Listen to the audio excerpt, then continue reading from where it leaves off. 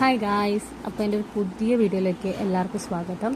ഇന്ന് ഞങ്ങൾ എടപ്പള്ളി ഗണപതി ക്ഷേത്രത്തിൽ പോവാം. ഞാൻ ആദ്യമായിട്ടാണ് അമ്പലത്തിൽ പോകുന്നത്. കുറേ നാളായിട്ട് ഇങ്ങനെ അമ്മ പറയുന്നുണ്ട് ഇങ്ങനെ അമ്പലത്തിൽ പോകണം, അത്യാവശ്യം ഫേമസ് ആയിട്ടൊരു ഗണപതി ക്ഷേത്രമാണ്. പക്ഷെ ഞാൻ ഇതിന് മുന്നേ ഒരു വ്ളോഗിലേ കണ്ടിട്ടുള്ളൂ, അല്ലെങ്കിൽ ഇതുവരെയും പോയിട്ടില്ല. കുറേ നാളായി പോകണമെന്ന് വിചാരിച്ച് നടക്കാണ്ട് അങ്ങനെ ഇന്ന് എന്തായാലും പോകാമെന്ന് വിചാരിച്ചിട്ട് ഇത് പെട്ടെന്ന് റെഡിയാവാം. ഞാൻ റെഡിയായിട്ട് വേണം നീലു ബേബീനെ റെഡിയാക്കാൻ. അതിന് ഞാൻ ടവേന്ന് പറഞ്ഞ് റെഡിയാവാം. ഇന്നെന്തോ പെട്ടെന്ന് തോന്നി അമ്പലത്തിൽ പോകണം.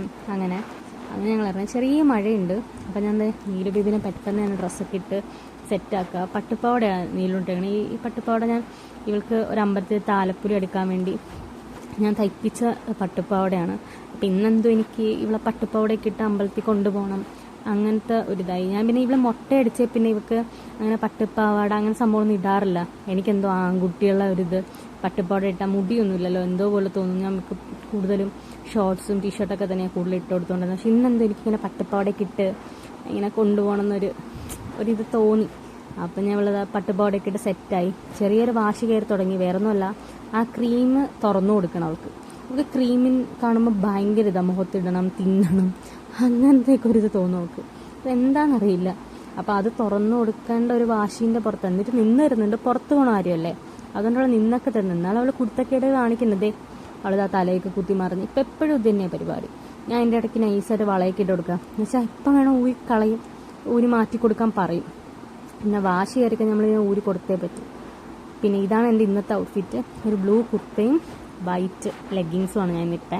അത് നമ്മൾ ഓട്ടോയിലാണ് പോയത്, ഊബർ ഓട്ടോ എടുത്താണ് പോയത്. പക്ഷെ മഴയൊക്കെ വരുന്നതുകൊണ്ട് ഞങ്ങൾ പിന്നെ ഓട്ടോ എടുത്ത് പെട്ടെന്ന് പോയിട്ട് വരാമെന്നും പറഞ്ഞ് ഇറങ്ങിയതാണ്. എന്നിട്ട് 5 മണിക്ക് ഇറങ്ങാൻ നിന്നിട്ടും 5:30 ആയി ഇറങ്ങിയപ്പോൾ അവിടെ പെട്ടെന്ന് പക്ഷെ എത്തി. ചെറിയൊരു ബ്ലോക്ക് എടപ്പള്ളിയിലുള്ളതുകൊണ്ട് ഞങ്ങൾ ചെറുതായിട്ടൊന്ന് ചുറ്റിയാണ് പോയത്, എന്നാലും പെട്ടെന്ന് തന്നെ എത്തി. പക്ഷെ അവിടെ എത്തിയപ്പോൾ എന്ന് വെച്ചാൽ അവിടെ എന്തൊക്കെയോ പ്രത്യേകതയുണ്ട് അമ്പലത്തിൽ.